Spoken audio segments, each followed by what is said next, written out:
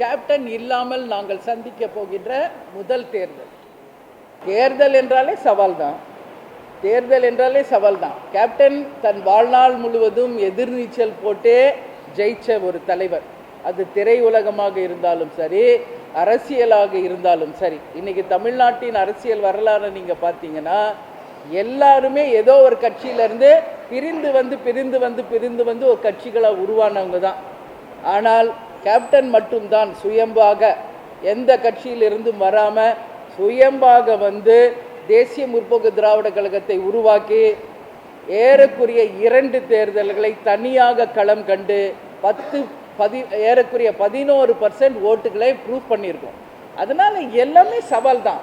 தேர்தல் அப்படின்னாலே சவால் தான்.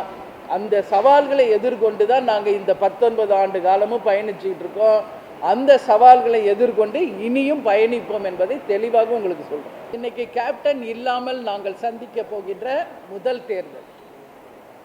ஒட்டுமொத்த மக்களினுடைய எண்ணமும் இன்னைக்கு நாம கேப்டன் வந்து மக்களே மக்களே மக்களேன்னு என்று மக்களுக்கு சொல்லுக்காக பேசினதும் அவர் செய்த நல்ல திட்டங்களையும் நாம் புரிஞ்சிக்கல அப்படின்ற குற்ற உணர்வு எங்களுக்கு இருக்குன்னு சொல்லி கண்ணீர் மல்க இங்கே வந்து கேப்டன் கிட்ட மன்றாடி மன்னிப்பு கேட்கின்ற எவ்வளோ மக்களை நான் டெய்லி பார்த்துக்கிட்டு இருக்கேன்.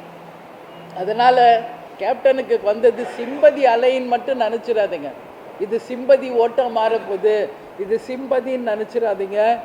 அனைவருமே இன்னைக்கு ஒரு நல்ல தலைவரை நாம் இழந்துட்டோம், ஒரு நல்லவரை நாம் இழந்துட்டோம்.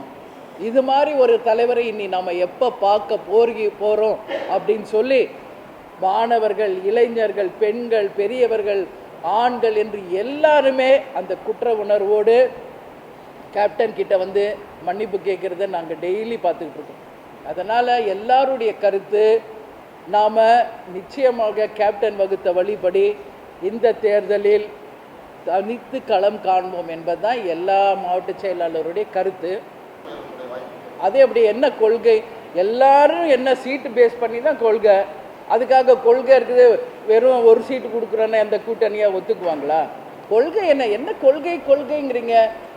கேப்டன் அறிவித்த கொள்கையை விட இதுவரைக்கும் தமிழக அரசியலில் யாராவது சொல்லியிருக்காங்களா? நீங்கள் கொஞ்சம் யோசிக்கணும். ஏதோ ஒன்று சொல்லணுன்றதுக்காக அப்படி தயவு செஞ்சு பேசாதீங்க. தயவு செஞ்சு புரிஞ்சுக்கங்க. கேப்டன் சொன்னது சித்தாந்த ரீதியாக உங்களுக்கு இன்னும் ஈஸியாக புரியணும்னா நான் சொல்கிறேன். ஒரு 4 வேர்ட்ஸ் உங்கள்கிட்ட இருக்குது. சித்தாந்த ரீதியாக வறுமை கோட்டிற்கு கீழ் மக்களே இல்லை என்ற நிலையை உருவாக்குவேன் என்று சொன்ன முதல் தலைவர். லஞ்சம் ஊழலுக்கு அப்பாற்பட்டு ஒரு நேர்மையான வெளிப்படை ஆட்சியை கொண்டு வருவோம் என்று சொன்ன தலைவர். அனைவருக்கும் இலவச கல்வி, இலவச மருத்துவம் என்று சொன்ன தலைவர். எல்லாருக்கும் உண்ண உணவு, உடுத்த உடை, இருப்பிடத்தை உறுதி செய்யப்படும் என்று சொன்ன தலைவர். இது எல்லாமே சித்தாந்தம்.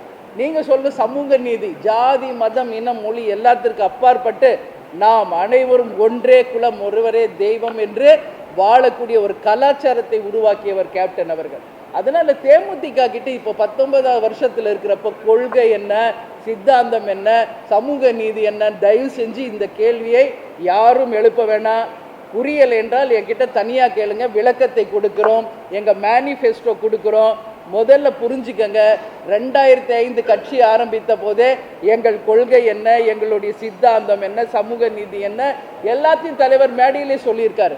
எங்களுடைய 2006 முதல் தேர்தல் அறிக்கையிலேயே எல்லாமே நீங்கள் கேட்குற அத்தனைக்கும் பதில் இருக்கிறது.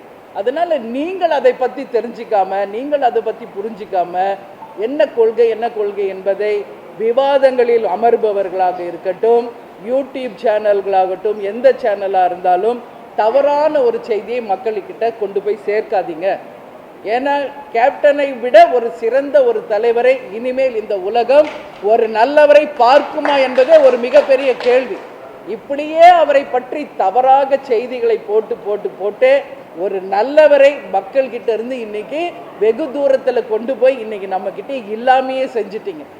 எனவே ஊடக நண்பர்களே, உங்களை பார்த்து கேட்டுக்கிறேன், அட்லீஸ்ட் இனிமேலாவது தேமுதிக ஒரு நல்ல கட்சி, லஞ்ச ஊழலுக்கு அப்பாற்பட்டு ஒரு நேரடியாக மக்களுக்கான கட்சி என்பதை புரிந்து கொண்டு நீங்கள் கேள்வி கேளுங்க, எழுதுங்க. எனி டவுட்ஸ் இருந்தால் வாங்க, நான் இருக்கேன். கழகத்தில் எவ்வளோ பேர் இருக்காங்க, உங்களுக்கு தெளிவுபடுத்துகிறோம். எனவே அது எல்லா லட்சியம், எல்லா கொள்கை, எல்லா சித்தாந்தம், எல்லா சமூக நீதியும் இருக்கின்ற ஒரு கட்சி தான் தேமுதிக.